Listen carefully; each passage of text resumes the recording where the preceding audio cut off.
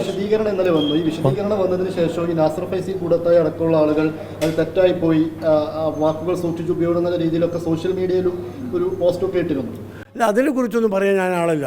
ഞാൻ എൻ്റെ വിശദീകരണം ഇത് കുവൈത്തിലായിരുന്നു. ഞാൻ അവിടെ നിന്ന് അറിഞ്ഞപ്പോൾ അപ്പോൾ തന്നെ മീഡിയ വണ്ണിൻ്റെ പ്രതിനിധി എന്നോട് വന്ന് ചോദിച്ചപ്പോൾ ഞാൻ വ്യക്തമായി കാര്യങ്ങൾ പറഞ്ഞതാണ്. പിന്നെ അത് അറിഞ്ഞിട്ടും ഇത് ഇങ്ങനെ നേരത്തെയും ഉണ്ടായത് ഇങ്ങനെയൊക്കെ തന്നെയാണ്. ബഹുമാനപ്പെട്ട സയ്യിദ് സാദിഖ് അലി ശിഹാബ് തങ്ങളും ആദരണീയനായ ജിഫ്രി മുത്തുക്കോയ തങ്ങളും വളരെ സൗഹാർദ്ദത്തിലാണ്. സമസ്തയും മുസ്ലിം ലീഗും തമ്മിലുണ്ടായിരുന്ന ചെറിയ ആശയക്കുഴപ്പങ്ങളൊക്കെ പറഞ്ഞ് അവസാനിപ്പിച്ച് ഒത്തുതീർപ്പിലേക്ക് വരികയാണ്. അത് തകർക്കാൻ ചില ആളുകൾ ബോധപൂർവമായി നടത്തുന്ന ശ്രമത്തിൻ്റെ ഭാഗമാണ്. ഞങ്ങളെ സംബന്ധിച്ചിടത്തോളം ബഹുമാനപ്പെട്ട മുത്തുക്കോയ ജിഫ്രി തങ്ങളെ സംബന്ധിച്ച് ഞങ്ങൾ രാഷ്ട്രീയത്തിലേക്ക് അദ്ദേഹത്തെ വലിച്ചിഴക്കാറേ ഇല്ല. അദ്ദേഹം കേരളത്തിലെ ഏറ്റവും വലിയ മതസംഘടനയുടെ ഉന്നതനായ ബഹുമാന്യനായ നേതാവാണ്. അതുകൊണ്ട് തന്നെ മുഖ്യമന്ത്രി സരിനെ പാലക്കാട്ട് നിങ്ങൾ കണ്ടിട്ടില്ലേ ഫോട്ടോ? നിങ്ങൾ പ്രക്ഷേപണം ചെയ്തില്ലേ?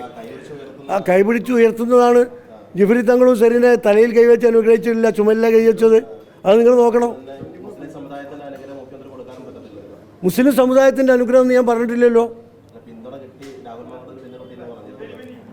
മുസ്ലിം സമുദായത്തിൻ്റെ നേതാവാണ് ചെയ്തതെന്ന് പറഞ്ഞോ? മുസ്ലിം സമുദായത്തിൻ്റെ പിന്തുണ കിട്ടാനല്ലേ പിണറായി ശ്രമിച്ചത്? അതിനല്ലേ പരസ്യം കൊടുത്തത്? അതിനല്ലേ പ്രസംഗിച്ചുകൊണ്ടിരുന്നത്? ആ മറ്റൊരു നേതാവ് ഇദ്ദേഹത്തെ ഉയർത്തിക്കൊണ്ടുവന്നു. മുസ്ലിം സമുദായം സാദിഖ് അലി ശിഹാബ് തങ്ങൾ പറഞ്ഞതാണ് അനുസരിച്ചത്, പിന്തുണച്ചത്. അതിൻ്റെ അർത്ഥം തങ്ങൾ പറഞ്ഞ് പിന്തുണയ്ക്കുക എന്ന് പറഞ്ഞാൽ ജിഫ്രി തങ്ങൾ പറഞ്ഞ് എതിർക്കുക എന്നാണ് അർത്ഥം. നിങ്ങൾ അങ്ങനെ അർത്ഥം ഉണ്ടാക്കി കൊണ്ടുവരണ്ട. ജിഫ്രി തങ്ങളും സാദിഖ് അലി ശിഹാബ് തങ്ങളും മുസ്ലിം ലീഗും സമസ്തയൊക്കെ ഒന്ന് തന്നെയാണ്. അത് തമ്മിൽ അഭിപ്രായ വ്യത്യാസങ്ങളൊന്നുമില്ല. നമ്മൾ രാഷ്ട്രീയ പാർട്ടികൾ തമ്മിലുള്ള തർക്കം പറയുമ്പോൾ അതിൽ രാഷ്ട്രീയ പാർട്ടി നേതാക്കന്മാരെയാണ് ഉദ്ദേശിക്കുക. ആർക്കും അതറിയാലോ. പിന്നെ ഇത് പ്രക്ഷേപണം ചെയ്യുന്നതിന് മുമ്പ് എന്നോട് സംശയം ഉണ്ടെങ്കിൽ എന്നോട് ചോദിക്കണ്ടേ? അല്ലെങ്കിൽ ഏതെങ്കിലും ഒരു വരിയിൽ, ഒരു അക്ഷരത്തിൽ, ഒരു കോമയിലൂടെ നിങ്ങൾ പറഞ്ഞതാണ് ശരിയെന്ന് നിങ്ങൾക്ക് തെളിയിക്കാൻ കഴിയുമോ? ഞാൻ വെല്ലുവിളിക്കാം. ഈ പരസ്യ വിവാദത്തിൽ സമസ്തയ്ക്ക് വീഴ്ചയുണ്ടായെന്ന് കരുതുന്നുണ്ടോ? പരസ്യം വന്നതിന് അല്ല, സമസ്തയൊന്നും വീഴ്ച, അതിലേക്കൊന്നും ഞാൻ പോകുന്നില്ല. പരസ്യം കൊടുത്തത് എന്തിനാ? മുഖ്യമന്ത്രി CPM ദേശാഭിമാനിയിൽ കൊടുക്കാൻ പെർമിഷൻ വാങ്ങി, ഇലക്ഷൻ കമ്മീഷനോട് അനുമതി വാങ്ങിയിട്ട് ദേശാഭിമാനിയിൽ കൊടുക്കാൻ പറ്റില്ല എന്നുള്ളൊരു പരസ്യം കൊണ്ടുപോയി കൊടുത്തത് ഇതിലാണ്. എന്തിനാണ്? വർഗീയത ചൂഷണം ചെയ്ത് വോട്ട് വാങ്ങാനുള്ള ശ്രമം.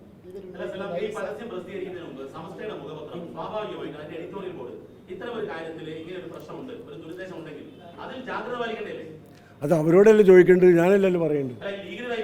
അല്ല, ലീഗിൻ്റെ സംസ്ഥയുടെ കാര്യത്തിലും സുപ്രഭാതത്തിൻ്റെ കാര്യത്തിലും ലീഗ് അഭിപ്രായം പറയാറില്ല. പ്രധാനപ്പെട്ട ഒരു കാര്യം എന്ന് പറയുന്നത് അദ്ദേഹം പറഞ്ഞല്ലോ, അദ്ദേഹത്തിൻ്റെ പദ്ധതി നിങ്ങളോടല്ലേ പറഞ്ഞത്? അതെ, പാർട്ടിയുടെ നിലപാടല്ല. ഞാനും പറയുന്നു അത് പാർട്ടിയുടെ നിലപാടല്ല. അതുകൊണ്ട് തന്നെ പാർട്ടിക്കാരും പറഞ്ഞിട്ടുമില്ല.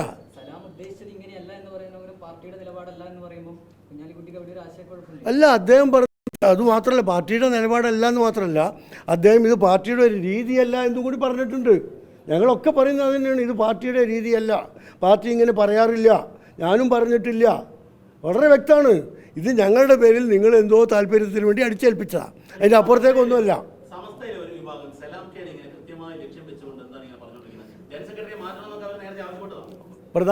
പ്രിയപ്പെട്ട പ്രദീപ്, ഇത് സമസ്തയുടെ പത്രസമ്മേളനമല്ല.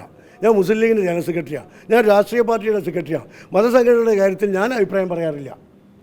ഇതിൽ വേറൊരു കാര്യം എന്ന് പറയുന്നത്, ഈ സമസ്തയിലെ ചിലരുടെ ഭാഗത്ത് നിന്ന് തന്നെ ഈ അങ്ങ് സ്ഥിരമായിട്ട് ഇത്തരത്തിലുള്ള പരാമർശങ്ങൾ നടത്തുന്ന ഒരാളാണ് എന്നുള്ള രീതിയിലൊക്കെ സാമൂഹിക മാധ്യമങ്ങളിൽ വലിയ പ്രചാരണം നടക്കുന്നുണ്ട്. അത് ശ്രദ്ധയിൽപ്പെട്ടില്ല.